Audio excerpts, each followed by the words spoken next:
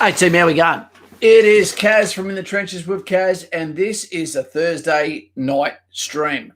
From the hip, so to speak, instinctive shooting, if you will. We'll just wait a few of you guys to get on, and if this is not live in your house at the moment, that is because I haven't given any warning about this. I've simply jumped on to talk about some subjects, share some time with you for una hora. That's 1 hour in Spanish. To say, I hope you're having a good time. I hope you're making the most of a down situation.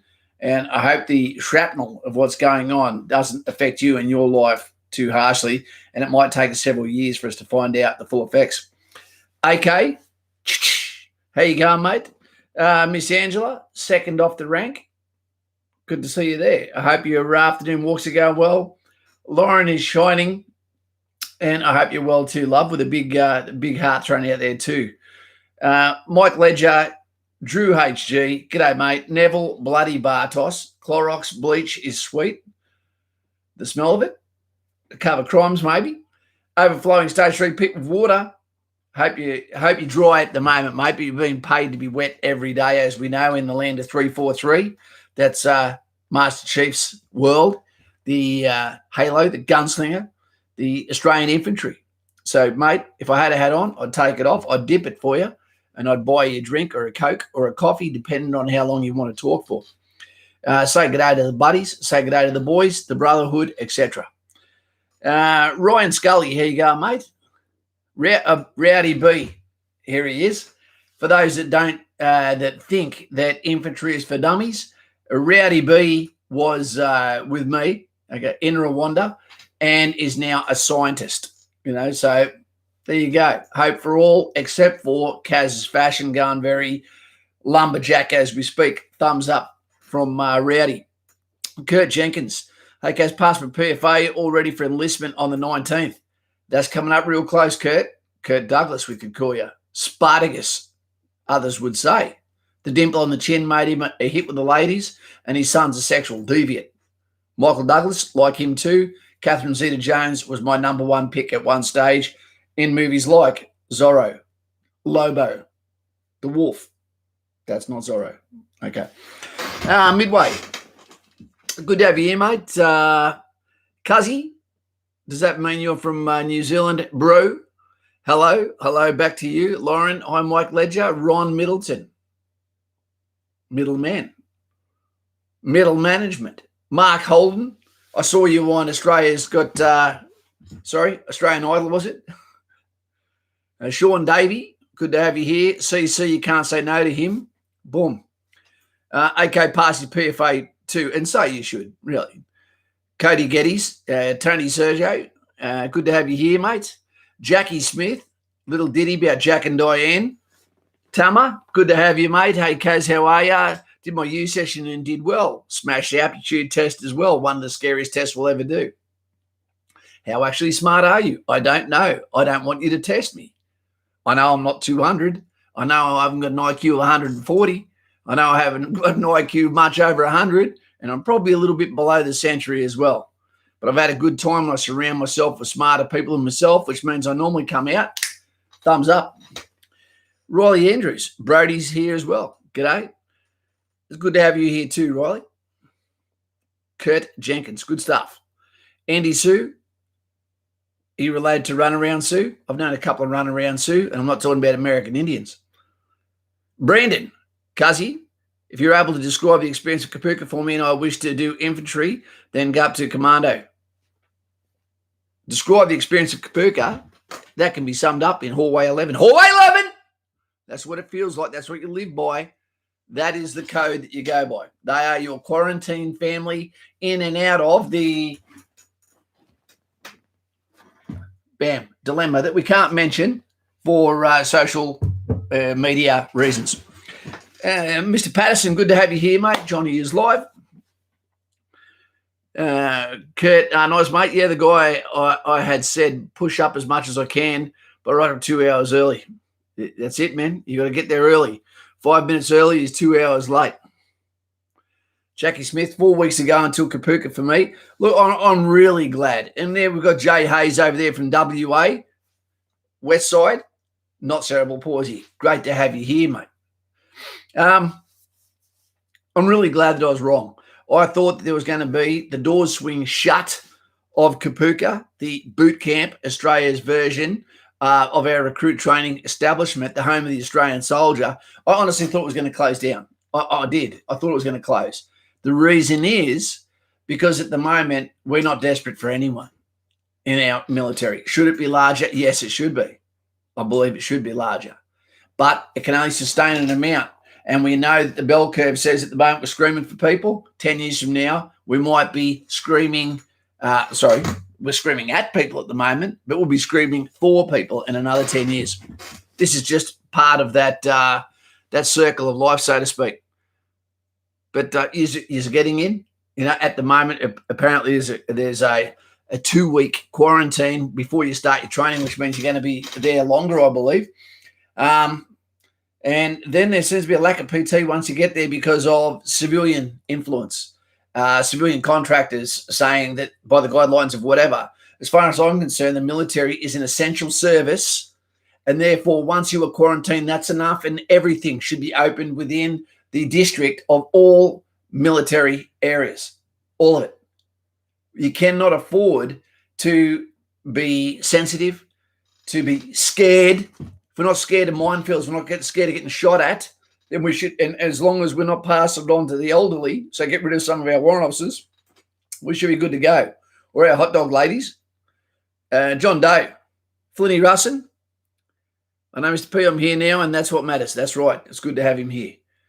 Lauren, please leave a thumbs up below the screen. Okay, we've got some moderation happening here from one of our directors. Okay, Lauren is shining, one of the premier artists, along with Paul Yell, which is also an extremely talented man, can make a horse look more realistic than a horse when using the graphite stick called a pencil in most countries. Jackie Smith also heard they aren't doing their BFA at the end of Kapooka. Look, the standards across Kapooka have fallen to a stage where I think they're almost not doing their job. In some areas, they seem to be flying high, doing really evolving in a lot of areas. But, man, fitness. You got to remember, Kapooka is going to be and it always used to be, the place where you could come in less fit, but you need to make fitness, and it's done like drinking water from a goddamn fire hose instead of having a sip. It used to be brutal when I joined. And what that did was weed out where you are inside that pyramid, that stack, so to speak, and made you either competent, highly competent, for several cores, and maybe even changed where you were going to based on where you wanted to go to where they're deciding to send you because you weren't resilient enough to do it. Now, you should not be able to go outfield in the military unless you can pass the BFA. I understand there's a lot of supervision. Right? It's almost like a cadet camp, so to speak, when you actually go to Kapooka, when you go in the field environment. It's very top heavy with supervision and control measures, even though they may be hidden below the surface. But today, it's really important that might be as hard as a lot of support corps careers actually get. Your primary role in the military is to be able to pull the trigger on the worst day or mission-related activities as they occur. Now, you have to make it to the battlefield. You need to be able to make it to an operational environment. This cannot be a burden that is passed on to initial employment training facilities or that of a battalion, squadron, troop, etc. So, Kapooka, pick your game up. Get some balls. Start doing your job. Fugly is a little turd. Okay, Fugly's his dad's already been a drama. His new little boy, sorry. 7.5 is the run, Aussie car, for the beep test for Army. It's less for Air Force and Navy. At least on submarine, I can understand. They're probably not going to need the fitness so much. You don't want them stinking the ship out either. We're talking today about fitness tests. And one of the things that came up as well before we get into tonight's subject, which is leadership versus manager versus being the follower, the subordinate, so to speak, to the mission, to the military, to the ADF, to the police force, government, etc. one of the things we're talking about is the fitness standard of, we're not all one army. We're not. I don't see everyone as being in the army I'm in when I'm in. All right. There's a lot of people who have a very watered down version, which is basically a civilian job in an Australian uniform with absolute no danger, right? That sort of get a lot of the ethos and get to speak at parties like they're one of the guys that wears their beret to the side and, outside the wire, so to speak. We're not all one army, and that is proven by the what do you call it? The pay? No, not so much the pay, but more the standards required. Yeah, and that goes in for promotion. It goes for standards. It goes for performance. It goes for physicality. It goes for operational readiness and what you need to be. That shouldn't be insulting. People choose where they wanted to go to. It's if you feel like you're getting called out, so be it. Do we need everyone? Yeah, we do. We do. Probably not as many leaders or upper management as we have. We've got a very, very high proportion of officers as opposed to NCOs, and that's watered down the effect that the NCOs had as mentors for our officers. And remember, wisdom can overrule intelligence, and nothing's to say that because someone's an enlisted man that they aren't equal par as far as IQ goes. Although maybe the aptitude test says that. Anyway, Lauren, indeed, Stickman, Paddy Irish. Hey, Kaz, good to see you back. You like watching the channel. Thanks, mate. There's a lot of people like Minty Fresh who are here every time, and although we don't always have the Uber subject to talk to you, at least you get to understand the context of speaking to you rather than polished productions. And at the moment, put a thumbs up if you are homeschooling kids at the moment. It is driving me crazy. It is absolutely crushing to be there to try and help your child, but the day always ends up with you screaming and potentially yelling from the frustration of topics that don't seem to be important or are not represented well in the through the computer system and network. And it depends on your child's age too. Mine's 8, so they're still going through that reading, counting, all that sort of stage, rather than the motivation side of it when someone's in year 7, 8, 9, whatever, and it's more about do your work. But anyway, Neville Bartos, my young fellow, went to school yesterday. Yeah, there's nothing wrong with that if kids are going to school. Yeah. Aussie car guy, what's the Army's look on people with autism? I'm high functioning and can function well in society. I have a driver's license and everything. Aussie car guy, everyone is an individual. Everyone is an individual case, but I'd probably say autism, no, in the military. Yep. I don't. Everyone is a case by case. I don't know you, mate. I don't know how it affect you. You don't know how it would affect you. Being in an enclosed environment on an operational tour, because what we prepare for, not for a life in Australia, but for a life overseas, domestically sometimes, but mostly abroad, for confined periods with adverse conditions and pressures put onto you while carrying live weapons, live rounds in weapons. Okay, the tools of the trade, so to speak. Does the Army just go, no? We're not here to care about people's feelings. We're here to put the best possible team out there. I don't know. Do you have something that makes you amazing? I don't know. What skill set do you have that would make you worth the military risking? That's the thing. It's a tough one. Kane, here you go, mate. Okay, last time I did a 2.4, I got 930. Yep. I like to think it's just constant work, and that's it. How do you get better push-ups? You do push-ups. You do planking. You do dips. Okay, you do push-ups. You do planking hold. You do everything that's upper body, and that all has a byproduct on improving your push-ups and do them regularly and do them to failure. But make sure you get the form down pat and don't look at a specific number like 8, 15, etc. You need to go for as many as you can possibly do yourself. And if that means 180, then go for 180 in 2 minutes. You won't get there, but you can enjoy the journey, so to speak, and the ladies will enjoy your journey too. What was I going to say? So tonight we're going to talk about leadership versus management, because there is a massive difference between it. You know, just because someone's a manager doesn't mean they have any leadership training. They don't necessarily have any leadership whatsoever. You know, to be a CEO of a company, you might be very articulate, but you might not have any leadership. You might have some real nous, okay, but you might be a son of a bitch psychopath that gets rid of people like that, you know, just to make an extra buck instead of actually working a team that wants to be there. So when we hit a downtime like is happening now, the team wants to hang around. You can tell by the morale of a call sign of a unit whether they have a leader or a manager. Yeah.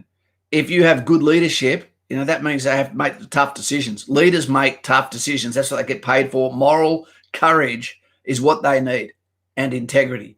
But they also need to be able to make the hard decisions, and that means telling people, no, you can't have this. No, you can't have that. No, you're not going to get a raise. Or you aren't as good at this job as what you think you are. No, you're not getting selected this. No, we can't afford to give you that. Now, everything is about keeping that institution flowing, but also keeping them on track. You know, you can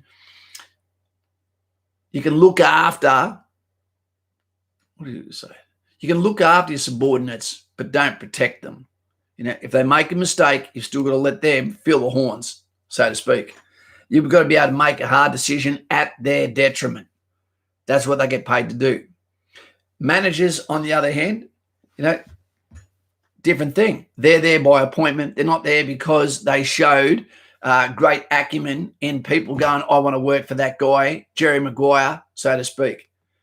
It is a formal function that is part of an organisation, and normally in the civilian context, but we've got a lot of managers that think they're leaders within the military as well. A leader can be someone that's in a group of 20 and 18 people are deciding between man A and man B, man A, girl B, on whose team they want to be on, despite the fact they're all peers. They will naturally gravitate towards those people. They get the lion's share of the opposite sex as well, normally, if you're that way inclined. Sorry, sailors. William Krask. Michael Stott, been watching Jocko podcast from the US, have great admiration for medics in the field. They've got a hard job, man. You must be very proud of your work. They have got a hard job, and they are on the coalface. Evening, Kaz and all. Matty, how you going, mate? We've got a few people at the moment that are looking at going and being a leader, you know, in the ADF. And all I'd say to you is make sure you research on what a leader does in the Army, Australian Army.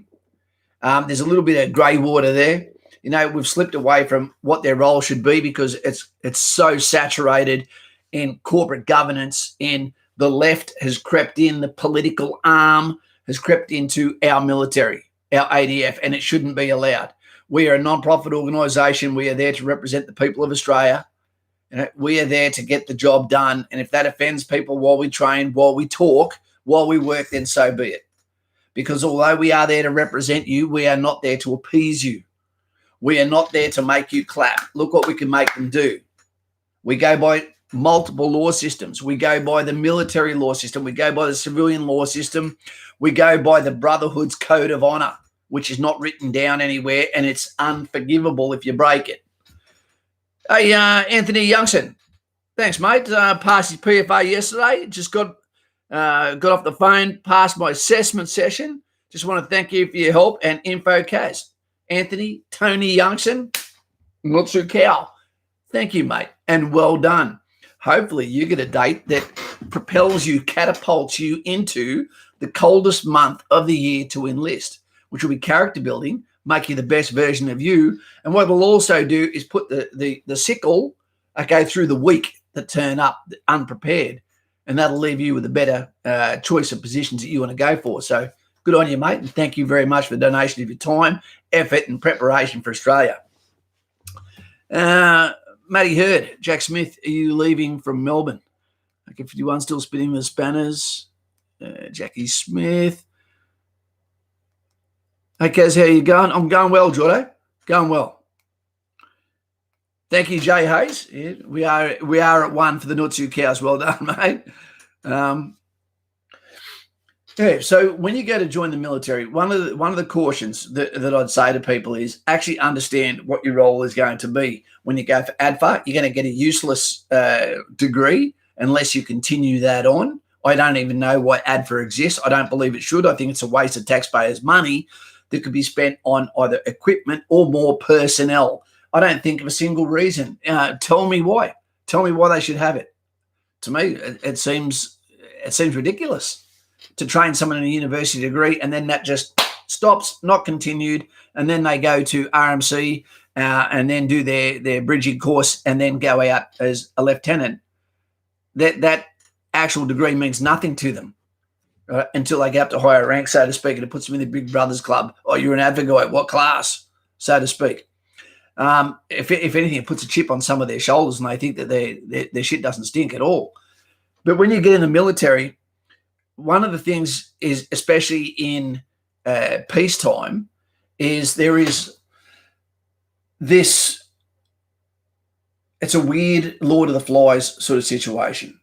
You know, they're very, very young as lieutenants who are being lorded over by a captain, who are being lorded over by a major.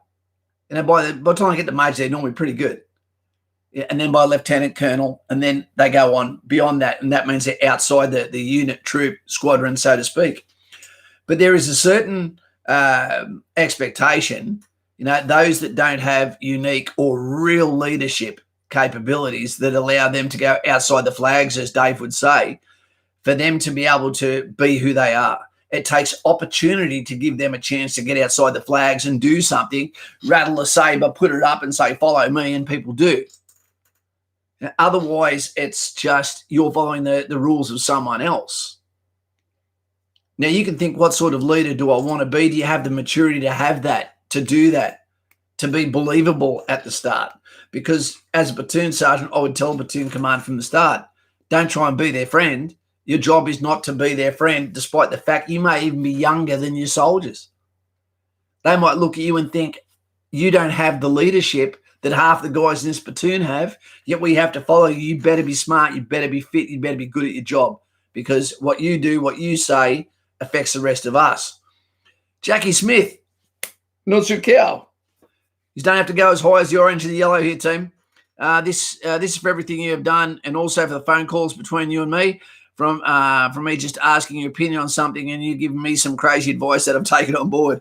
Jackie Smith, thank you very much. I accept it and I appreciate it. Not so cow. Thank you, mate. That's what we're here for. Good to see a testimonial. Thank you, Jackie. It's really important that our leaders also understand the expectation to you, and that is following the Silver Soldier. There is a statue of the private soldier that is in the officers' mess that is designed for them to understand the repercussions of actions, of laziness, of tardiness, of unprofessionalism, and where that falls. And that's on the shoulders of the private soldier, the enlisted man, so to speak. It is an absolute privilege and an honour to be in charge of, to lead Australian soldiers in the footsteps of Anzacs, the volunteers. People that have left all the comforts to follow a lifestyle and to be able to bring out their best. And the longer you can keep them there in a winning franchise and create a surrounding that makes them want to be with you, can make you a unique leader, and then you will see them become excellent 2IC, section commanders, junior leaders themselves, that can go on to become platoon sergeants, that have had the mentorship of leadership that has got them to a position where they can save lives by being successful in their pursuit of mission success, right? They can go on and become motivational individuals. They can be great fathers, and great law-abiding citizens. And when you come back together, once you're older, you've all got families, Anzac days, reunions, etc. It's a really beautiful thing where the ranks sort of fall away. The privates, the corporals, the sergeants, etc., whenever they got out, still give that respect and call their bosses sir. It's a nice thing, and I don't mind doing it. Michael Stott, personally, I believe a uni degree is only good when it is your core education. Yep, in a speciality. Then short courses in professional development, have a Bachelor of Arts degree in a platoon is a waste. There you go. And this is by someone who goes to uni himself. So there we go. When you're around a leader, you know it. I've been around plenty of them. I look at a lot of platoon commanders, not so much captains, because captains are usually in a bullshit job that they don't want to be in themselves, in between doing their understudying and becoming a major, so to speak. But the lieutenant and the major, I think, are probably the two best jobs they can have. The lieutenant is like the captain, so to speak, of a footy side or the franchise owner, and he can mold that as he wants that platoon to be. He can bring their fitness as a conglomerate up, or he can let it slide. He can make the training excitement, but he does most of his work after hours. It is a never-ending slog for the lieutenant. And they're normally at an age where all they want to do is pretend they like olives and drink beers that they may not even like the taste of, while they pretend to like rugby union instead of rugby league on the TV. Swooning the ladies, so to speak. It is the burden of leadership that brings some of our best lieutenants down, that prevents them from ever becoming a good captain, a great major, lieutenant colonel, whatever. Because they're beating or they're dancing to the beating of the drum of that above them, where you can't venture too far out of your left and right of arc, so to speak. The burden of command for them is, you may not see them when you turn up to work in the morning, but they're there in some way. They report to captains, they report to the majors. They get a lot of shitty jobs they can't say no. You won't see them officially getting disciplined, but they will be getting disciplined by ADGs, ACADGs, etc. Offline, what would you call it? We don't have illegal punishments for soldiers, but we seem to have plenty of them for officers. It's a weird one. It's not the romantic side you want.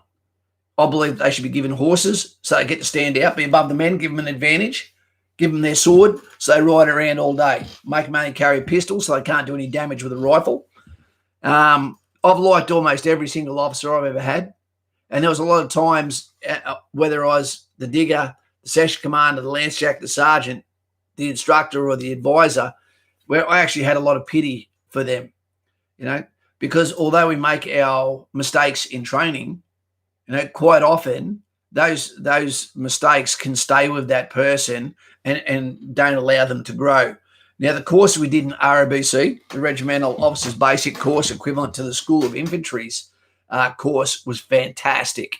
What it did, it took a lot of young men who had testosterone bubbling out their eyes, and they'd turn up there ready to go, ready to get to the battalion. They want to go 100 miles an hour. A lot of them have already been to the battalion and then come back and do their training. And then they come down there and then they start to tick up a few things wrong, and they might fail something. They might fail orders. They might get chastised for this or that. They might get their ass kicked, and a lot of those come from NCOs as well, right? But respectfully. And then they realize, holy shit, I didn't realize what I didn't know, because all of their instructors got operational experience, and so you can read as much as you want about Rome, but until you've got your shoes on, you're walking through that country, the smells, the tastes, the hear, the sensation of being there, you just can't learn it from a book. Okay, I've got a question for you. When you have a leader who is incompetent and you are a new soldier, at what point do you question their authority? As a soldier, you don't, and their ability to make a good decision.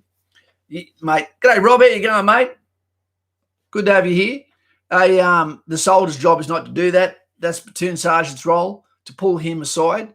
The platoon commander's only true friend in a battalion, I would say, once the trust is established, is a platoon sergeant. The platoon sergeant doesn't want his job. The platoon sergeant is in charge of discipline of those 30 men in the platoon. The platoon sergeant is the discipline, is the administration side, of that organisation, and he goes down with the ship, with the platoon commander, as a organisation. So picture Donald Trump, Mike Pence. Mike Pence is the platoon sergeant. Donald Trump is the platoon commander. You get paid to make hard decisions, despite what the popularity or the main populace wants. You have to make the hard decisions. You have to live with them. You have to write the letters when shit goes wrong. The platoon sergeant will be beside you, helping you with that. So he is your best mate, so to speak, the only one you can trust, because you're competing against every other lieutenant. You're getting looked down by every captain, and every major needs a good lieutenant, and they need a shit lieutenant. A shit lieutenant to put into shitty jobs, a good lieutenant to keep them laughing, to have coffee with, and someone to hold up in front of the other majors and go, this is my lieutenant, or to the commanding officer, someone that makes the major look good. The major can't look good unless he's got tactical commanders that are really good below him. The kid's stroller, the walker, where the kid sits in there, he's propped up, he's got the drinking tray, and there's 3 wheels on it. For a platoon has got 3 section commanders. Each one of those wheels, right, if they're all good, means it doesn't matter what direction that kid spins in, he's being protected in the center of the platoon commander. Sorry, chat. And basically what happens is he will deflect off all the problems with one of those wheels, being at 10, 2, and 6, is going to be the first one in contact with that dilemma with the spectrum of that circle. Well, that's the same for a major. He's got 3 lieutenants in there and a captain in the middle with him, advising him at the same time that he's got a warrant officer advising him. Same as when we go up to a battalion commander, he's got a lot more wheels. Back in the days of the battalions before, we had Alpha, Bravo, Charlie, Delta, and there was 3 platoon commanders in each one of those. And there was a major in charge of each one of those 4 companies, and then there was a support company, and then there was the administrational company. So he had more than enough experience around him to give him the right decisions, then pass the orders down. So the platoon commander needs that platoon sergeant, and he will give them the good oil on what to avoid, who to watch out for. He is the spy master, the kingmaker, so to speak.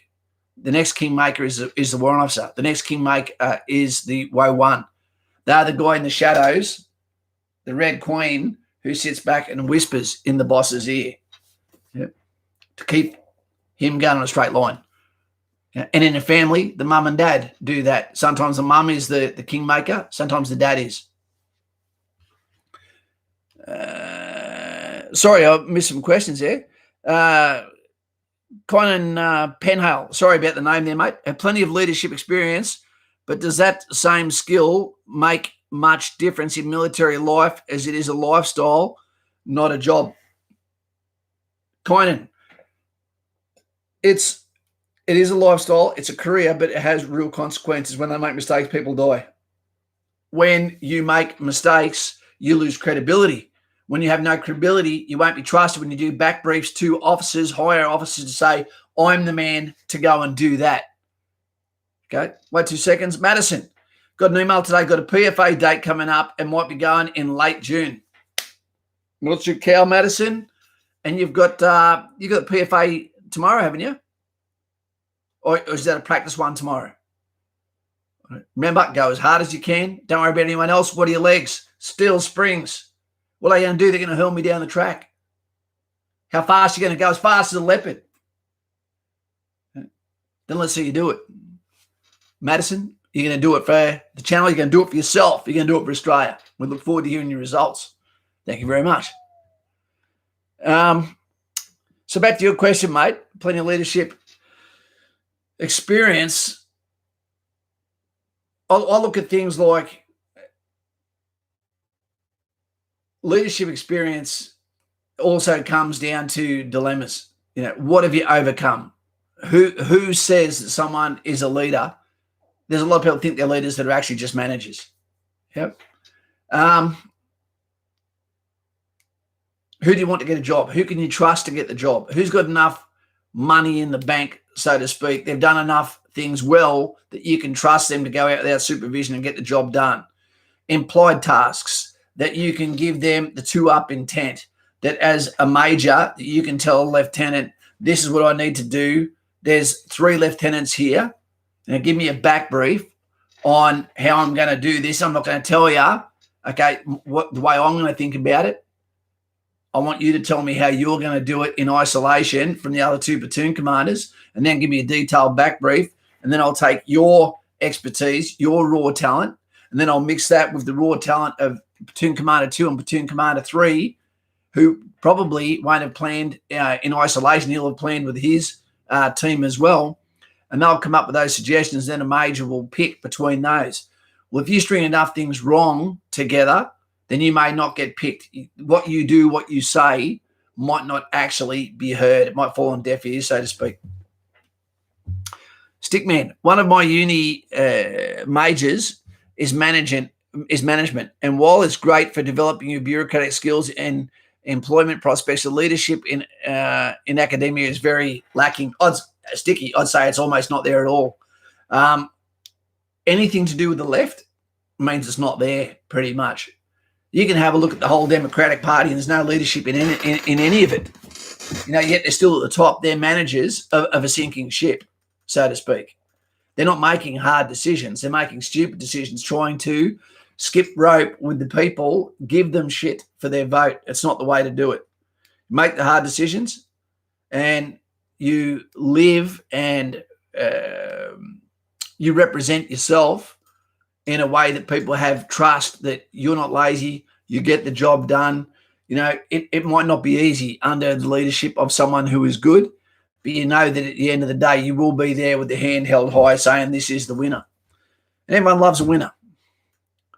Anthony, I done one yesterday, one-on-one. That's crazy. So Buzzkill. Okay, quick question.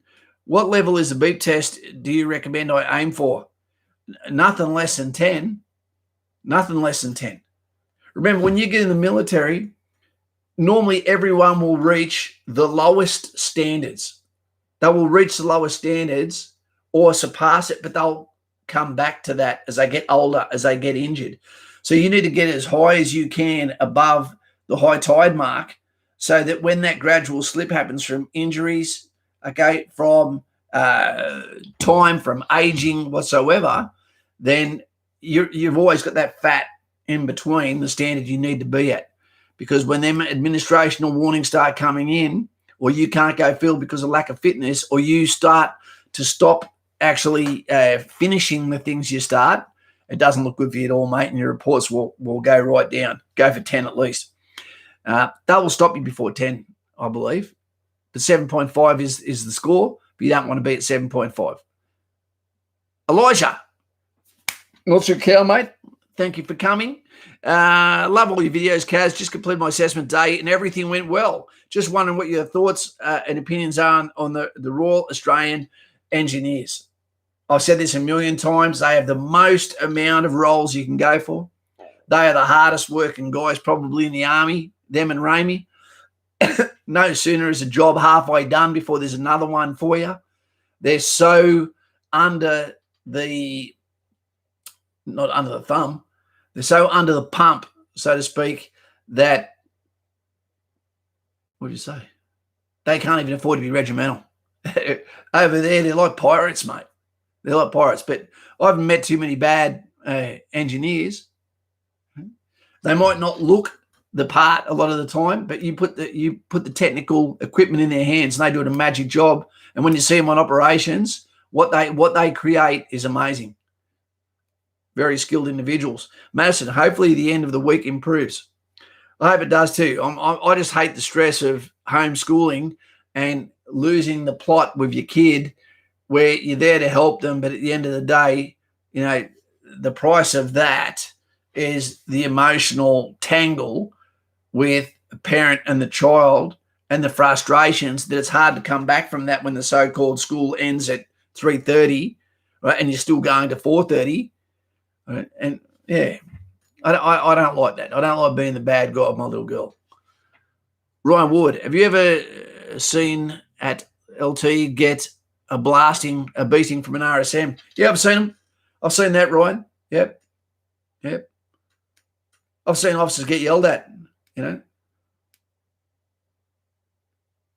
I've had some pretty bloody good arguments with officers. I've yelled at officers before.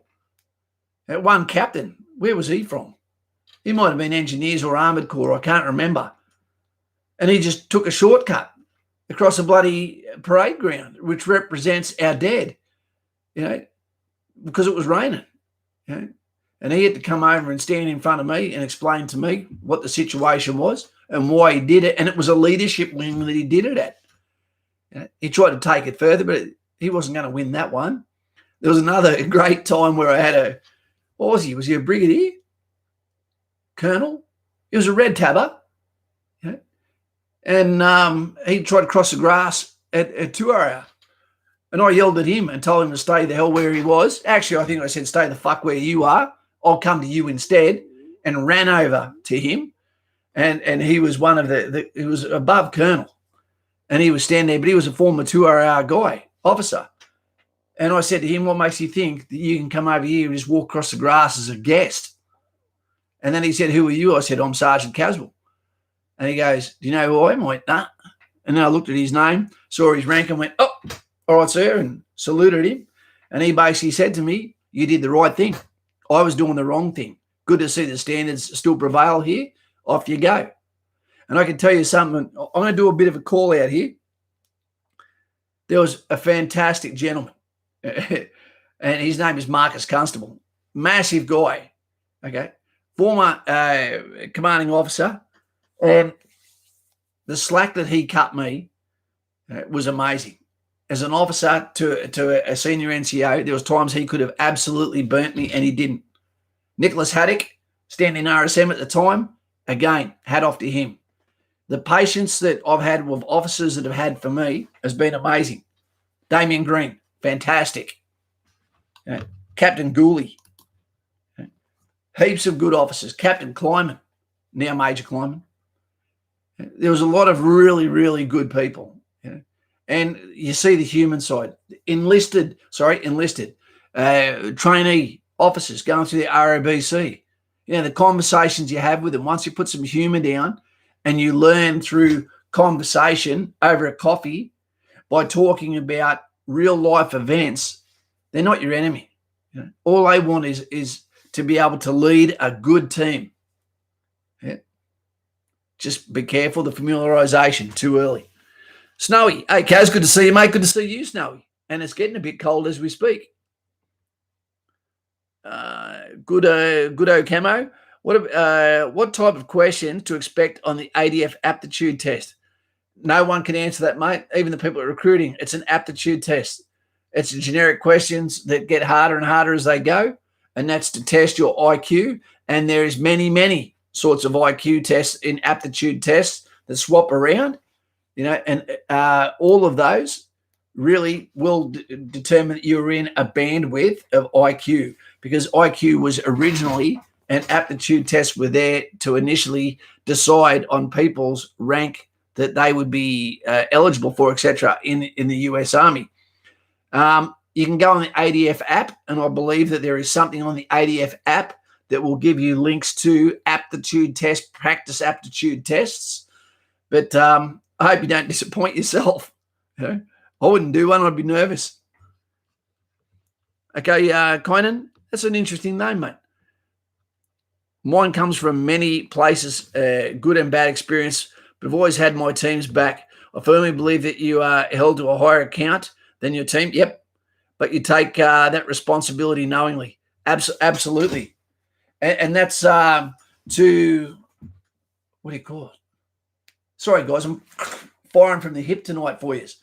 To the victor goes the spoils. To those that are ready to step up and say, I can give you a mission success. Imagine what it was like for Colonel Grant, in the western trenches of Beersheba, when he said, I can take those western trenches. I have to take them, and I'm going to do it on horseback, and we're not going to dismount. We're infantry. We don't have sabres. We're not cavalry.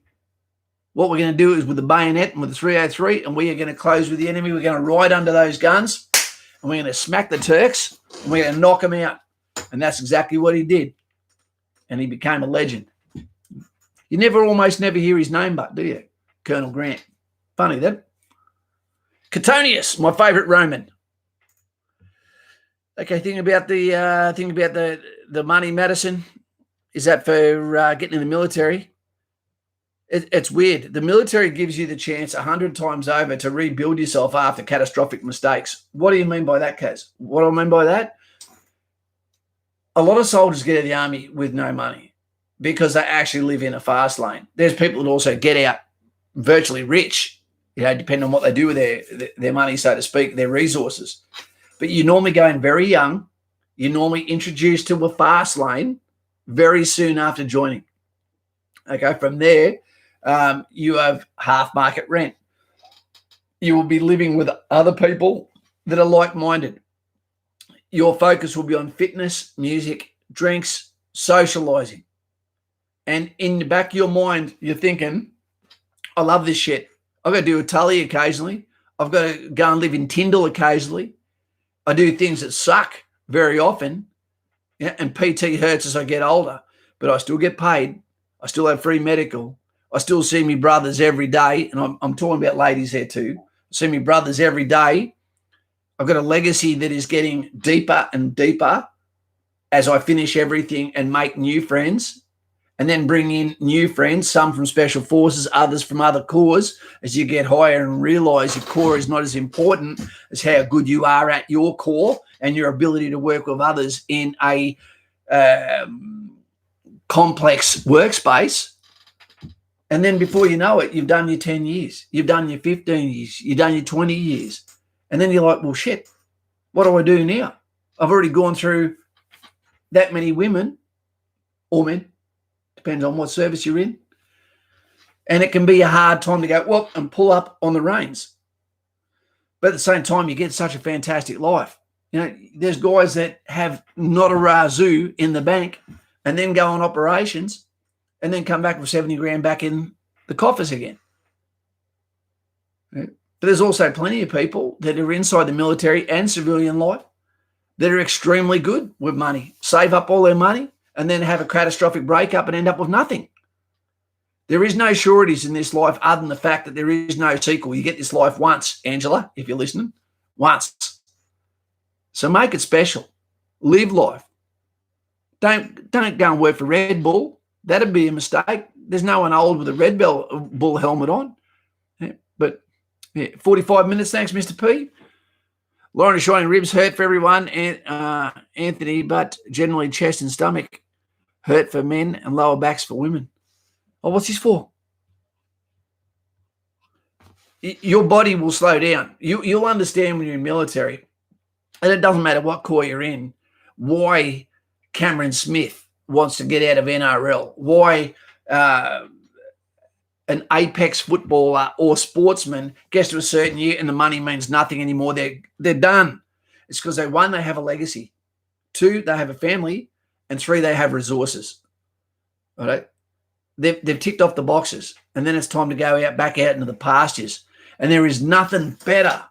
Okay, I miss it every day, but there is nothing better than looking down when you're talking to other people who have had extensive careers, and then watching other people and watching how the Australian soldier is now, to watching the equipment that they are being given to give them an advantage on the battlefield, to see the fitness level, to see, and believe me, the fitness level doesn't go down. Once you get to the unit, it's going to be as high as it ever was because it's individually based. If an entire unit is unfit, then the commander and the platoon sergeant get their ass kicked because that's their fault. If morale is too low in a unit, it's the commander's fault. Yeah. Put a thumbs up if you've ever been part of a unit with low morale. If you're a survey, how many years did you do before you get out? What year did you start feeling your age? Something weird happens around 45, team. I tell you, I've just turned 49. And the 45-year mark, you're knackered. You feel like those old cricket gloves that got wet from a Sunday session and you forgot to hang them out and dry them, and they dried inside the locker and you can't even straighten the fingers anymore. That's what it feels like. Dave D, we're talking about leadership tonight, mate. Leadership versus management, expectation, following. I prefer being the kingmaker.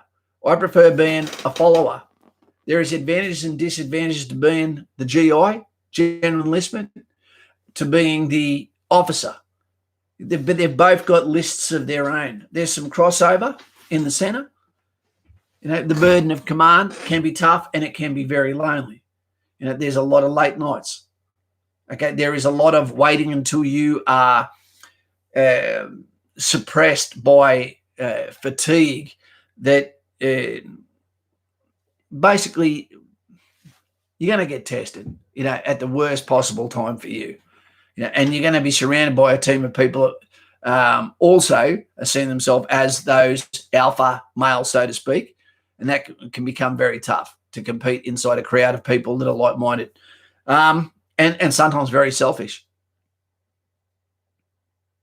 All we ask for you if you join the military as an enlisted soldier is you finish everything you start. That is the trait of a good soldier, because you've already taken weight off the institution of the platoon, the troop.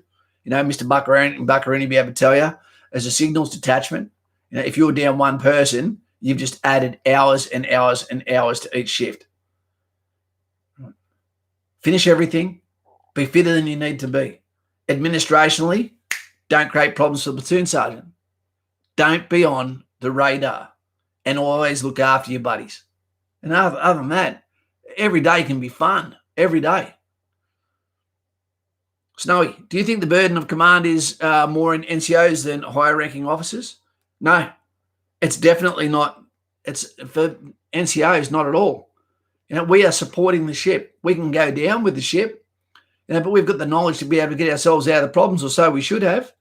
The burden of command goes to the officer. He is the decision maker. The platoon sergeant doesn't get to say, boss, this is what you're doing, unless it gets to a point he's make a critical mistake that's going to potentially swamp his whole organisation, franchise, so to speak. But at the end of the day, the final say is said by that officer. He has the burden of command. He's the one whose pen has to write on a dead soldier's letter to parents. He's the one that have to look them in the eye while a platoon sergeant is there beside him, hopefully. Writing every second letter, maybe. And on person, what advice can you give for when you first go into a new unit? Have a big debrief with the platoon sergeant. Let him have the command for the next few months. Give you a trial period, where he slowly puts the command back over to you, so it's seamless. That you have a list set down and you've spoken to other platoon commanders, captains, etc., in reference to the liaison that you're going to have with your platoon sergeant, and that's all corps will have that. So you have that conversation. This is my non-negotiables. Okay, how can you help me? As a platoon sergeant of this organisation, I understand that you are the one with no training wheels on. Lauren would understand what I'm talking about here. When someone comes in and they're about to be a tattooist, from their very first tattoo, they've got all the power in the world to make a mistake and actually do a bad job for that tattoo shop. So when they come in, Lauren would have a brief with them, an expectation. They might do shitty jobs. There might be little things that they do, wax on, wax off. But it's all there for a reason, but there needs to be honesty. There will be a brief from platoon sergeant. I used to speak to the guys before the platoon commander gets here. Don't try and be his best friend, but also cut him a break. There's 30 of you. There's one of him. Imagine what it's like for you in that position. And if he starts to go off a little bit too cranky, I always say, platoon commander, there's no reason for you to ever yell at the men. That's my job. When you feel like you need to yell at them, you let me know, and then you stay in the office. I go out there, kick their ass, because you don't want the platoon commander to become the bad guy. You don't become the bad guy, from yelling at your soldiers, because you shouldn't have to do that. You become the bad guy by either being lazy or double standards. That's the quickest way for a platoon commander, to basically end it with his own men. Fight the turret. It's been a long time. There you go, mate. Did you ever have an officer tell you that you were a stepping stone in my career? Yes, I have. We had one officer got up and he said it's okay to ruin the life of one sergeant, but we'll start asking questions if you do too. You go, hey, fucking hang on.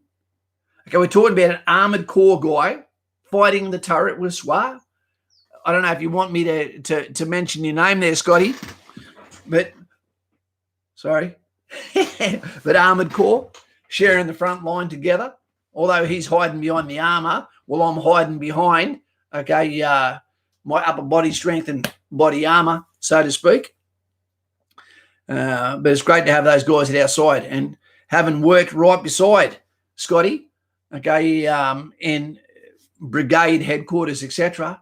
I tell you now, there's a lack of wisdom, but too much politics. We've got way too many commanders. You've heard that before. Too many Indians, too many chiefs, not enough Indians, so to speak. Yeah, it really reflects badly, because you know that you can't even.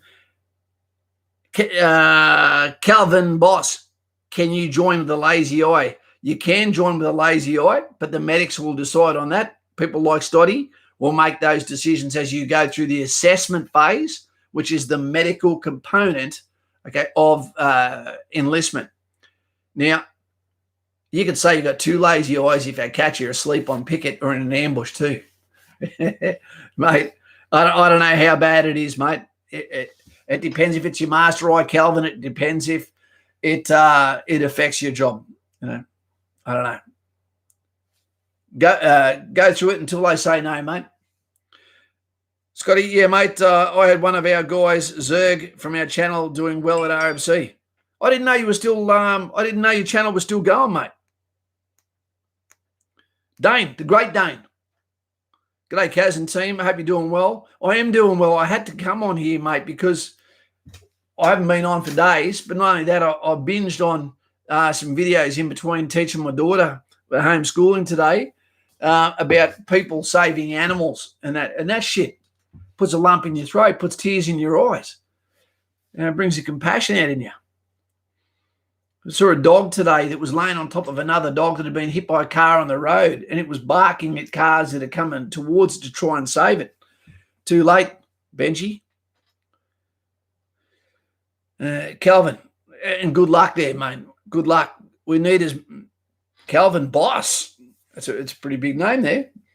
Grimmick, if you're witnessing someone go through your IT course with you being fully pushed through without deserving it, do you think it's worth it to speak to the wingy about it or not? If you witness someone going through your IT course with you being fully pushed, with them being fully pushed through, do you mean from the private's point of view, mate, or do you mean from a staff's point of view? The staff will notice. Brad Burton, thanks, Kaz. Your channel has been super helpful leading into my enlistment infantry on the 27th of July. Again, one of the coldest times of the year. Boom. Yeah, you know what I'd rather, Brad? I might have to drop some of Patreon down to $1 membership. I'd rather that donations not happen here and people be at some level to get on Patreon, so you can be on the white phone, and then we can have conversations offline and be able to tell you guys and gals, this is what you need to do. You know, because when I had my phone number on the channel full time before, it was insane. Yeah. Bloody 100 calls a day. Anyone think I was a free hooker? We're talking about something here. Okay, so Grimmick, sorry, I'm going back to you, mate. You can think that someone's getting away with poor standards. There's things that you can do in IT training, Kapuka, etc., that aren't gates either. You know, which means it is not one of those mandatory things that has to be passed as part of the training curriculum that can stop you in your tracks and get you back squatted, so to speak. Right?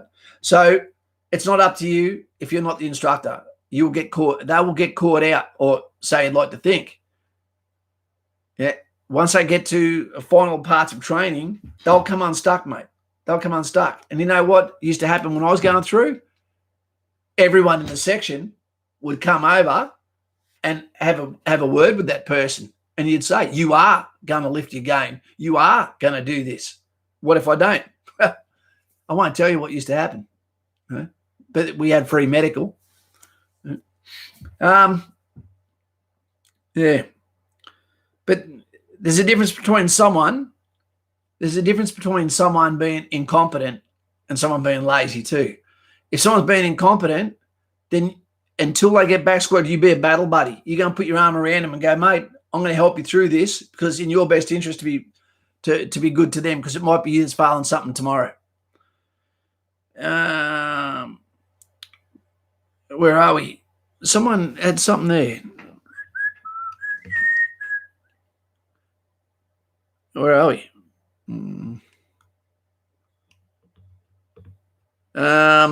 Bill, a bit of an odd question, but how's day life in the army for men, Kaz? It can be a real tough one, mate, because you're normally in a military garrison town. Lauren can attest to this. And if you've got your father's looks and your father wasn't good looking, it can make it real tough. You can be coming second, third, or fourth all the time. And also a lot of ladies don't want to see that they're going to date a guy that can be gone for 2 weeks, a month.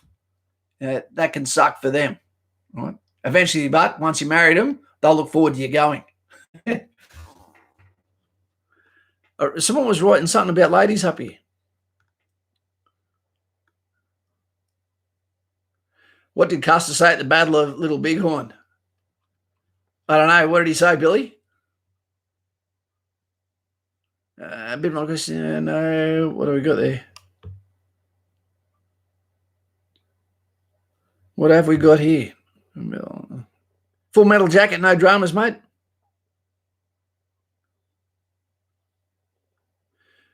I can't remember. Someone wrote something up there about ladies. Sorry, guys. There's so many comments coming through, right, that I can't keep up with them. Snowy, does the Army Intelligence Corps offer the AIs directly with infantry? No, they don't. What is their relationship? You almost won't liaise with us at all unless you get injected into our call zone. We're your protection team, embedded with us. And that's normally through a ground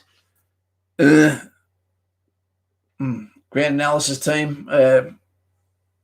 I'm trying to think what the name is.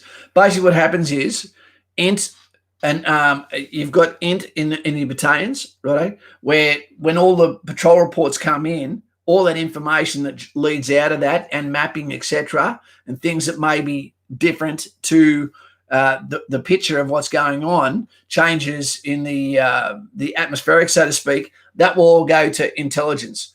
Then that will get sucked out of there to intelligence corps, because intelligence corps don't work for an infantry battalion commander.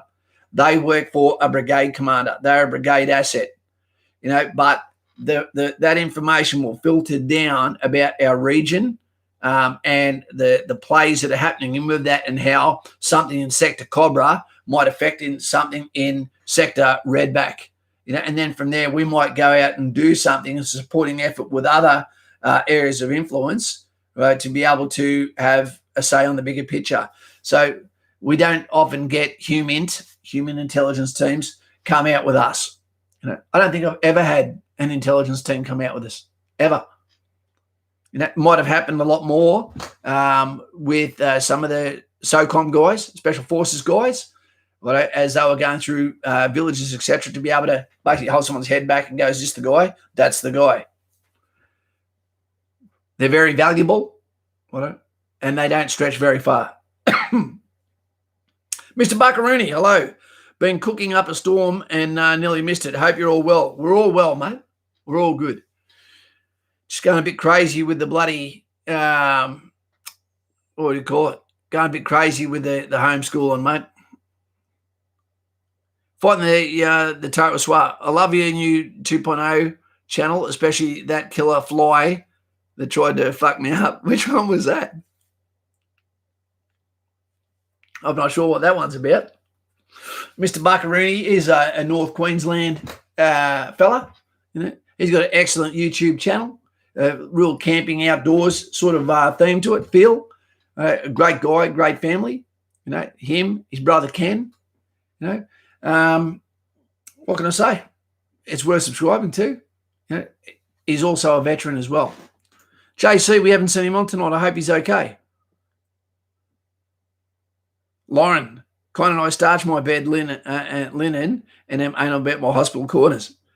It does feel good, especially in winter, to get into a well-made sheeted bed instead of just doonas. Feels great. Barra 182 in year 12 and his homeschooling is so crappy for us. It would be. I thought I'd never say this, but I wish it'd be back to school. That's where the girls are. I used to love the school. Wasn't good to the ladies, but Cougar asked, what do you think about women serving alongside men in combat roles? I don't at all. None. I don't believe in it. And it's not for fitness. I've got a lot of experience with instructing women, with instructing infantry, with being on operations, with being on exchanges. And I don't believe the personalities, the traits of men and women, I don't believe they belong in the same area. And you can't have anyone that is with us that isn't at least at the same level physically. Otherwise, all you're doing is making us drop our capability, and that is a fucking no-no. Anything that is a drop in our capability means you're putting us in danger. So I categorically say no. Yep. And I'm speaking from a hell of a lot of experience on this subject, mate. Normally when I have this conversation, it deserves a video of its own. We had it on the channel 1.0, and we probably didn't bring it across, myself and the hitman Aaron Dixon, well enough. Normally when we have this conversation, it's with ladies, we actually say, hey, do you feel like a phone call? So we can explain to you that I'm saying this to help you, not to hurt you. No one that says you can do it normally is in the army, and none of them are in infantry. The people that tell you can do it is someone that want to push the female agenda, the left, okay, or it could even be a personality trait that thinks you're as good as any guy. But if you don't even know what our job is, you do. It's easy to assume, oh, but some girls could do it. What's the price of that? There's a personality price. There's a standards price. There's a hygiene price. There's a fitness price. There's the travel at the slowest man, and there's also men's reaction to having ladies around. We have to keep things as simple as possible and keep the complexities out of it. Yep. And I'm sorry if that butt sores a lot of people, but there's a lot of jobs in the military, a hell of a lot. They just don't need to be in tanks, and they don't need to be in infantry. Mr. Buckering, is your son still serving as a recovery mechanic? That's what my dad did too. And I hope you appreciate me just telling you the way it is, because I don't want the soldiers that I call brothers to be in danger either, because they haven't got the best team beside them. Sorry. And that's why I think some people come to this channel, is because I'm not going to lay down a left-leaning, we'll be okay, we're all one team narrative. I can't do that, because I want you to have a 40-year career if you want a 40-year career. I don't want, and it really hurts me to see the ladies that I've seen that come to infantry that were let down by recruiting because they definitely physically did not meet the mold of the people that should be there. Okay, and then I saw them and said, her hips are wider than her shoulders. She had no chance of passing this. And here they were in the first few weeks in a holding pattern where they were already getting ready for see you later. You don't want someone getting a failure, of a career, right at the start after they've been so proud of getting out of Kapooka. It's not fair. That means we haven't done our job in picking the right people for the right roles, so to speak. JC, what's hurting, mate? Your shoulder? More than childbirth. I wouldn't know, but I tell you what, it was quite painful being there when my baby was being born. That was a long time. I didn't dare close my eyes. Kaz calls it how it is, folks. No bullshit. Because, well, at the end of the day, I'm the only one. We talk about leadership. We talk about the burden of command, so to speak. This is our channel, sure, but I'm the mouthpiece. All right. So what I say on here, if we'll say, for example, Lauren is going to go and join infantry, and she has may not have a father or may have a father who says it's a great idea, go to infantry, or doesn't want to talk her out of it.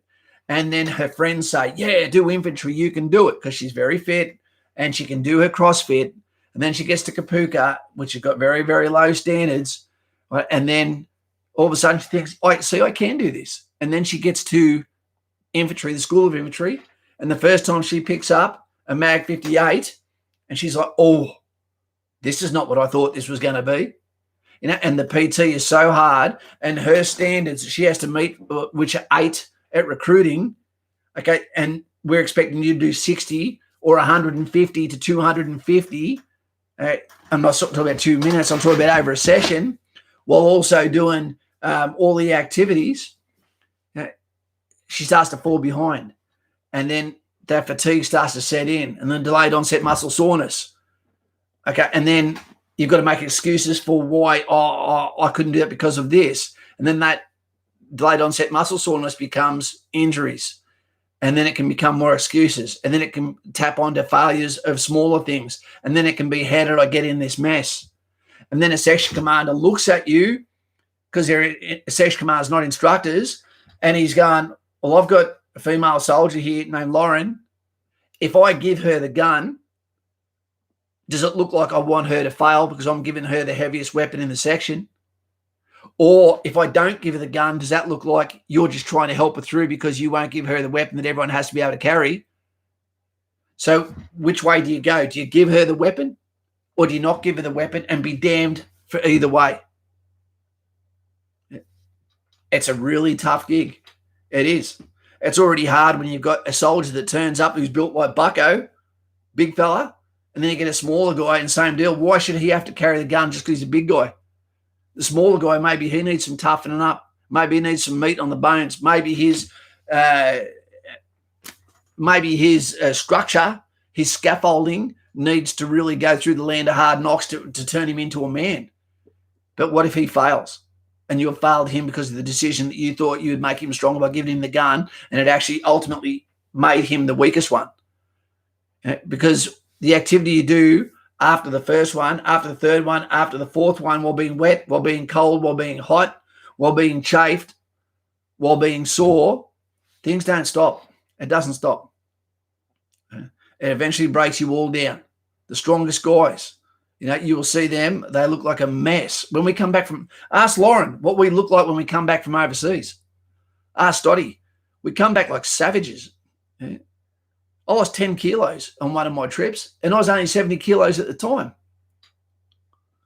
Anthony Youngster, I do 25 push-ups, 60 sit-ups, and 8.7 on the beep test, and got told I will still struggle for Anthony, you will fucking struggle, bro, if you can only do 25 push-ups. 60 sit-ups is also a fail. 8.7 would be considered a fail too at the School of Infantry. Yep. It doesn't matter how many you can do, you won't be fit enough, because then you compensate and you help someone. If you've got 10% more energy when someone's down to nothing, then you tend to give them 5% more, or it's up to you to make them decisions, leadership decisions, mentoring decisions, with the other 5% spare, which is called teamwork, mateship, brotherhood. And so everyone ends up totally knackered at the end anyway. Sometimes you feel like you're in the second half of a football match at the start. Sir Buzzkill, I've held a Mach 58 and it's pretty heavy, and it made me want to train more because I want to go into DFSW. There you go. But the other thing is, you got to carry 800 rounds with it. It's heavy by itself. We're talking about 13 kilos, and then you've got a spare barrel, another 3 kilos, and then you've got 800 rounds, over 20 kilos in your pouch. There's no room for food, and then you might be patrolling all day, every day, for anywhere up to 3 to 6 months, depending on your company. And I'm talking about dismounted infantry here. JC, I hope not to, Mr. P, this bloody hurts. I'm a little over it now. If you need to have a talk, JC, let's have a talk tomorrow. Try and distract you a little bit. Thin blue line. Flying the turret. Dean, we worked with it firsthand as Blue 4, Red 4. Leaders double standards. It was horrific. Hey, Scotty, just write down in comments down there, fighting the turret with SWAT, Scotty. Write down there just how difficult it is, even with a 50 cal, working with the ammunition, cocking the weapon.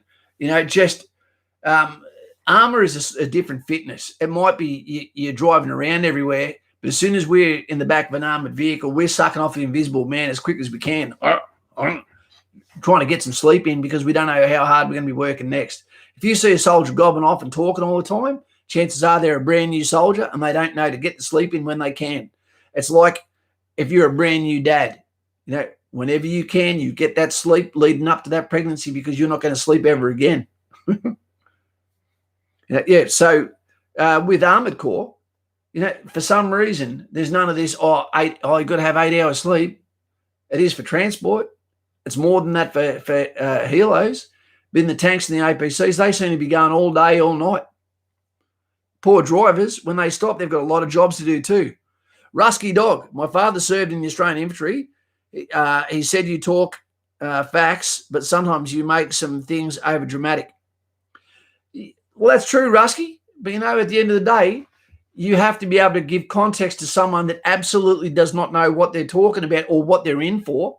And then from there, you add some GST on. Okay, and unless your dad worked in exactly the same spot as me, maybe he did. Maybe he did. There is different positions and roles. For example, you could do a Timor trip where Bravo Company works 10 times harder than Alpha Company, all because of the AO they're in. You could get a company that works twice as hard as another company, that goes on a domestic exercise. Did he do a lot of time in support company? Mine was all in rifle company.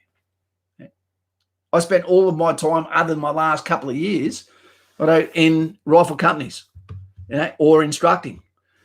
So I'm not sure. Say good day to your dad, but and thanks him for his service.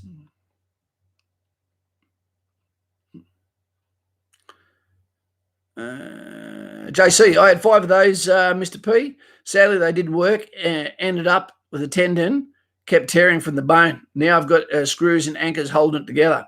JC, I could imagine how much winter's going to hurt, mate. It's going to be bloody painful. Hey, Rusky, does your dad know me? Ask him if he knows, Dean Caswell. And what battalion did he serve in too? Because that will make a difference as well. Big difference. I bet he's 1 RAR. What do you reckon, team? Is he 1? 2nd Battalion? 3rd Battalion? 5 RAR? 7 RAR? 6 RAR or 8, 9?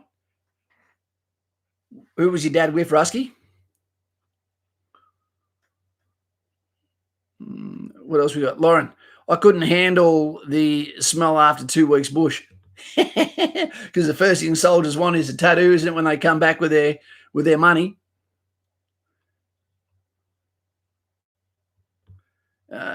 Calvin reckons that Rusky is from 3 RAR. Toady reckons 7 is his guess. JC reckons he might be from 6 RAR. JC, you're making me feel like a girl. Rusky, let us know. Rusky Dog, what battalion's your father from? And what rank did he make it to, mate? So I don't have to mention his name, but I might be able to go, that's who I think it might be. Jeffrey McDonald, 6 RAR. He reckons he might be. On one's in. Can Kiwis join the Aussie Army? I've lived here all my adult life, 9 years, and if you're living over here, mate, you can apply. Are you a citizen? Are you a citizen of Australia? No, because you're a resident of Australia, so you should be able to apply for it, mate. Finn Russin, he lives in Tasmania. I love the cold and hate the heat.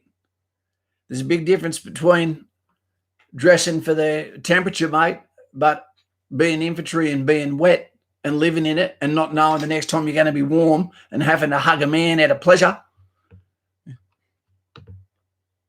Cougar, do you think the ADF will introduce a new Special Forces unit in the near future? No way. We can't. Cougar, I'll explain why. We've got SASR and we've got 2 Commando.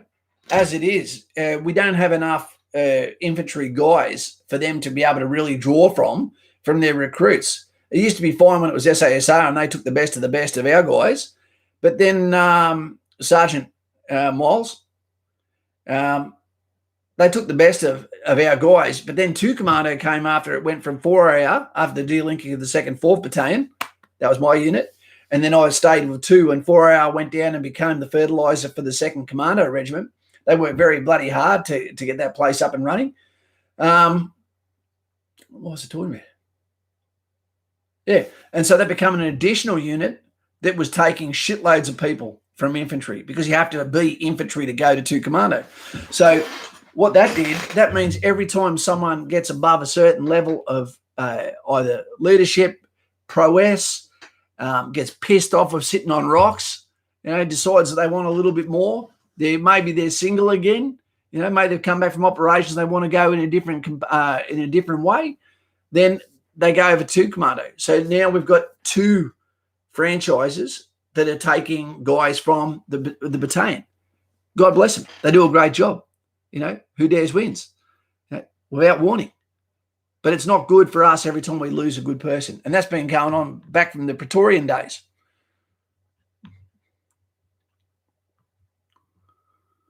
Where are we? Where's old mate? He's gone all quiet now. He's dropped his dad in the shed, and now he's not letting us know. Come on, Rusky. We've all said where we reckon your dad's from. I reckon one area. I just sent you a photo, Kaz. Wait 2 seconds.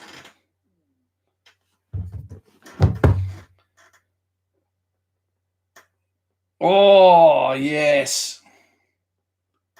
Oh, that looks sore, mate. Oh, that'd throb too, wouldn't it, buddy? We're talking about his shoulder too.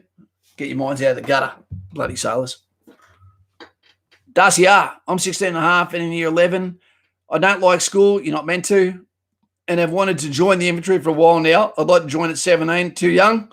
Would there be any point in finishing year 12? Yes.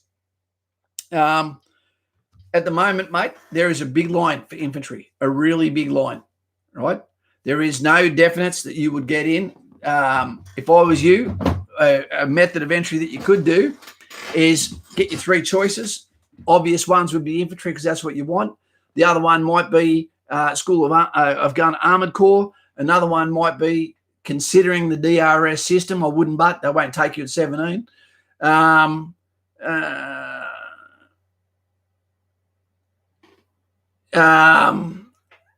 who else? The other one might be for Armoured Corps, infantry, possibly engineers. Who else? What do you reckon, Swat? And maybe, DRS 17, no.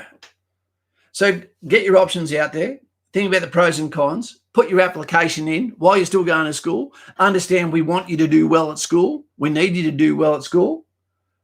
Okay, and then from there you continue that on until, they say, yep, this is your date. Righto? If that's my date, there I go. Speak to your parents. What do they think about it, mate? You know, talk to all the people in your circle and then keep coming back and letting us know what you think, and we'll just get you there slowly. Okay? Where are we? Rusky, I'm not sure which he served. Look, your dad served in infantry and you don't know with what unit he served. I've never actually asked him. Surprisingly, it's not something I've thought of. He said he doesn't know you. He's only ever heard of you since you did YouTube. Huh. Well, I kind of know everyone that was in infantry, mate. Yeah. The reason why I say that is because I did 4 different times at the School of Infantry as an instructor, so I got to meet everyone from all the battalions that I went to. You know, and that was where I learnt most of my lessons, by being with people from 1 area and 3 area, from 6 and 8, 9, and from 5 and from 7, competing against them as section commanders on section commanders to make our own sections the best they could possibly be. The pollinisation of ideas across battalions. I'd give your dad some respect and go and ask him what it is and ask him what his stories are. Otherwise, you might follow in the footsteps of those that didn't ask World War I soldiers about their service, World War II, etc. And he's probably got some awesome stories, and he's probably got a lot that he can teach you that inspires you too. But say good day to him all the same. And I reckon he's from 1. Mr. Buccarini, Daniel, the normal battalions deployed to East Timor and Afghanistan. 1 area deployed to Somalia. 1 area actually was on the boats ready to get to Timor, and they got called back. And it was like we didn't tease them at the time because they were more ready to go there, to Timor. But we had what we thought was they, because they got Somalia, And we thought we were going to Somalia too. And we thought, oh, fuck, we lost a trip to Somalia. And then when they got the trip dragged off them from East Timor, the first tour, I actually really felt sorry for them. I really did, because they were prepared, they were ready to go. And they would have been the best guys on the ground at the time. But the 2nd Battalion Royal Australian Regiment is always good to go. One is in. Resident, but I was told you have to be a permanent resident. But thing is, we can live permanently. The thing is, we can live here permanently. Yeah, I don't believe New Zealanders should be allowed to live in Australia unless they, as a permanent resident, and unless they actually, go for their citizenship. Because we're seeing this situation now where you can live here, you can pay tax your entire life, then all of a sudden make a mistake and you can end up in a camp along with people that have been illegal immigrants from the Middle East. Yeah, I don't know if I'm happy with that. No one should be able to come over and get the benefits of a country, without giving up where they'd come from. And I don't believe that should happen from England either, or from India or any other country. And if Australians go and live somewhere permanently, then I believe that we should have to give up our back door as well. But by all means, mate, I hope you get in. Kiwis are good dudes. And Anzac can be bloody boring without you. Yeah? Do you think it was the right idea to disband 5/7? Yes. Yep. Because we had a surge of soldiers that we need to get into. JC, I'm an Australian, but a Kiwi when the All Blacks are playing. that's the longest going thing, isn't it? Find a Kiwi, righto, that's in Australia, doesn't have an All Blacks jersey in his closet, and I'll show you someone that's assimilated to Australia. JC is from the beautiful country of New Zealand himself. Happens all the time, Kaz. Border Force often pick people up from me and their ass doesn't touch the ground. Yep. Are you guaranteed to be deployed? No, absolutely. Or the guys went to Cambodia and Somalia. It had been since Vietnam, since people have been overseas, other than the Sinai trip, of course, which is over on the Sinai Peninsula between Egypt and Israel, and is the Camp David Accords, the peace monitoring over there. So people have done 20-year careers without going overseas even once. There's people that have been overseas once and been killed. You got to be careful what you're after, but it is all about, the great adventure, so to speak, isn't it? Zachary, go for it, dude. I did cadets for 5 years, and I still miss it. If you learn so much and it makes you grow up and mature so much quicker, it's a great thing to do. You'll hear people talk all the time about living your life. I look at accountants and how much money they've got, nice boat, but cooped up inside an office their whole lives. You look at people that work in the industry in the city, wearing nice suits and pretending to like olives and living in some sort of fake fucking world where occasionally you get away for a weekend, but you're always thinking about what am I going to do in the hustle to get ahead. And at the military every day, you can be listening to helicopters where you can hear shooting going on. You might be the one doing the shooting, doing PT, being around people with the same thought patterns, people that want to do the same thing. They've all volunteered to be part of this. People that know what it's like to be cold, people that know what it's like to go without, to have been hungry, to have been without sleep, to have been tested physically. They're trained, expectations, responsibility for actions. It's fantastic to be around them. It is. People in civilian industries, if they don't go early in their career, they may end up going through a whole life or they never end up even going overseas. Drive you crazy. You got to live life. Madison, why are you pretending to like olives? They are great. Maybe that's just me. I love the olive trees. I like them on a pizza, but I can't stomach them straight up. We've always talked about officers and their fake olive eating, wine drinking, cheese loving pastimes, pretending that they're billionaires. Hey Samuel, how you going?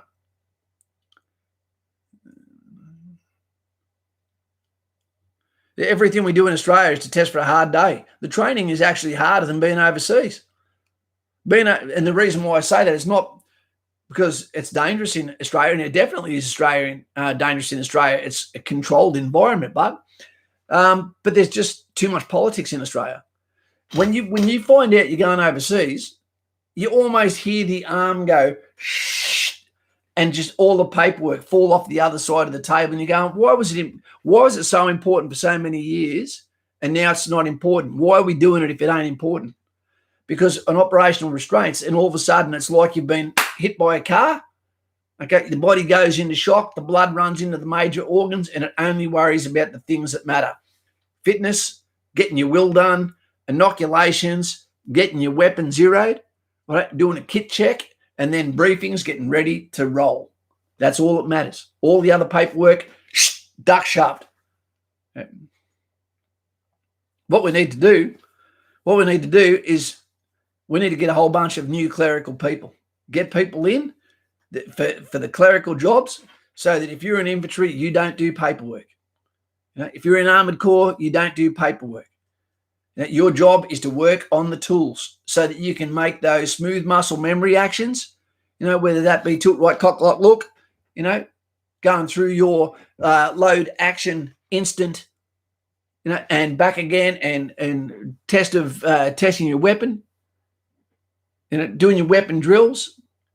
It should be doing that, doing tactics, doing everything to do with infantry, everything to do with tactical, everything to do with anything you need to be instinctive.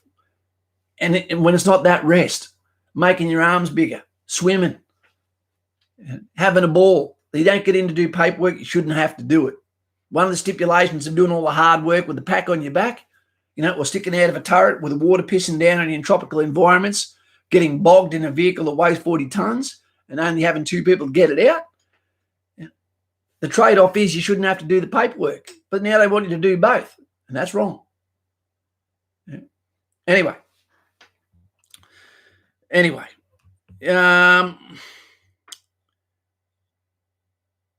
I'm not sure how to say that. Onezian. Much love, Kaz. Thanks for the response, and I agree fully. I could get the opportunity to be a citizen. I give it up and represent Australia, so hopefully I can show that by getting accepted in the army. That's awesome, mate, and that's how you start a winning franchise. There's bad things that come about being in the military too, but I still am yet to find someone of any credibility whatsoever, never met one, that regrets getting in the army. That should be on the poster. That should be on the recruiting poster. Find me someone who was fully qualified that regrets getting in the army. If you can find one, I'd be goddamn surprised. I don't think you'll find one. Even the Nashos, the saddest thing for them is they got out. A lot of those were natural soldiers. They didn't know it until they got tested, and then they spoke about it for the rest of their lives. Anyway, let's get out of here. It's time for you to go and play the last update of Battlefield 5. It's discontinued. Battlefield 5, discontinued. And the next thing, if you want to get into photography, what I recommend you look into, because I'll be looking into that now, is the new Mavic Air 2. But also consider getting the goggles. Because if you get the goggles, it's as close to fucking flying, baby. That means that you're up there instead of looking down with drone face that we all get. Okay, you're actually got the goggles on and you're the one that's looking around. I hope you don't get scared of heights when you look down. And with the new 48 megapixel camera on it, okay, with the new 8K hyperlapse, right, with the new obstacle avoidance system, that might be a way for you to get a hobby. Might be something that's cool for you. All right, team, let's get out of here. Billy, always good to get your messages, mate. Take it easy, team. And I hope you have a good night. And remember, there is a big difference between leadership and a manager. And with leadership comes the burden of leadership. Be careful what you ask for. Yep. You don't get too many chances to get it wrong. And you can have a very hard job when you see the ship sink, because your job's to go down with the boat. Thank you for your donation of your time. Thank you for your donation of donations. Not your cow. Thank you for hanging out here for an hour and a half on a Thursday night. I hope we get past this quicker, and I hope the kids get back to being around their compadres as soon as possible. My grandfather, Frank, I never met him. He carried this, and he stayed there for that, the regimental number that he had. Mucho respect to him, respect to you as you're about to start your destiny. And that's why we're here, to get you off and get you off, to make you understand there's people in your corner in the absence of your own family at times. So take it easy. It is a fast lane, but it's fun and you'll love it. And that's what life's about, loving shit. Take it easy. Bye. Bye-bye. See you, Fugly. See you, Lauren. See you, Mr. P. See you, JC. See you, Dave D. And Stoddy.